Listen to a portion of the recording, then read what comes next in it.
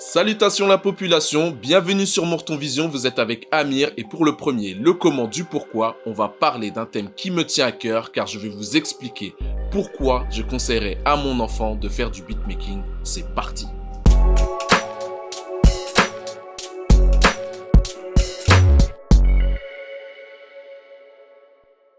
Pourquoi je conseillerais à mon enfant de faire du beatmaking? Tout simplement parce qu'il s'agit selon moi d'une porte d'entrée simple à franchir pour mettre un pied dans le monde de la composition musicale. Je ne suis pas en train de dire que c'est facile, mais qu'il est simple pour à peu près tout le monde de s'initier à l'art du beatmaking. Aujourd'hui, contrairement à il y a 10 ans, les contenus disponibles sur internet et YouTube notamment sont nombreux et variés dans l'approche. Vous avez des formations pour apprendre à maîtriser des logiciels de MAO totalement gratuits, non seulement qualitatifs, mais en plus de ça en français. J'ai envie de dire que demande le peuple. Pour ne rien gâcher, il est même possible d'avoir de très bons résultats et tout ça très rapidement. Et ça nous arrange bien parce que nous savons que tous les enfants manquent de patience. Voilà, bravo. Pourquoi simple? Parce que je pense qu'on est dans une ère où la technologie est dans les mains de à peu près tout le monde et que dans énormément d'appareils, il y a des puissances suffisantes pour créer de la musique. C'est aussi, je pense, plus simple de proposer à son enfant de composer sur son smartphone ou un ordinateur sur lequel il est déjà à l'aise que de lui proposer de lâcher son attirail pour apprendre à jouer sur une guitare ou un piano. Maintenant, vous me demanderez pourquoi une porte d'entrée? Une porte d'entrée parce que pour beaucoup de personnes qui ont commencé le beatmaking en utilisant la souris, le clavier alphanumérique d'ordinateur ou à taper sur des pads, ça amène souvent à utiliser de nouveaux outils pour explorer de nouvelles possibilités, se challenger ou se débrider. Par exemple, moi, j'ai commencé il y a bien longtemps avec d'humbles moyens, avec un ordinateur qui avait 512 MO de RAM, un processeur Pentium 4 de Intel et 20 Go de disque dur. Big up les années 90. Je composais à la souris et avec mon clavier alphanumérique. Au bout d'un moment, j'avais cette sensation de tourner en rond. Et j'ai taffé pour acquérir mon premier clavier maître qui était un Xboard 49 de chez EMU.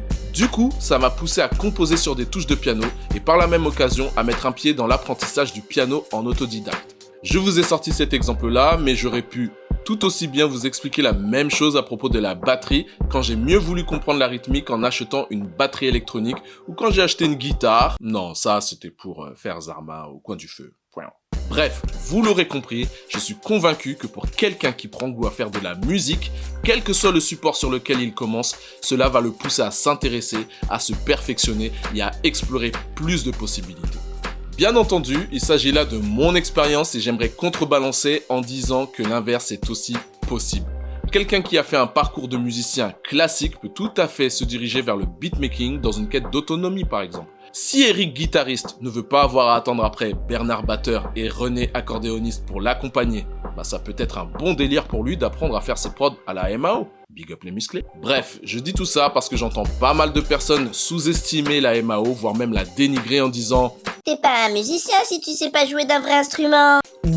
C'est un scandale, comment tu peux dire que t'es musicien alors que tu sais pas lire une note? Déjà, la musique n'appartient à personne. Chacun fait comme il le veut et surtout comme il le peut.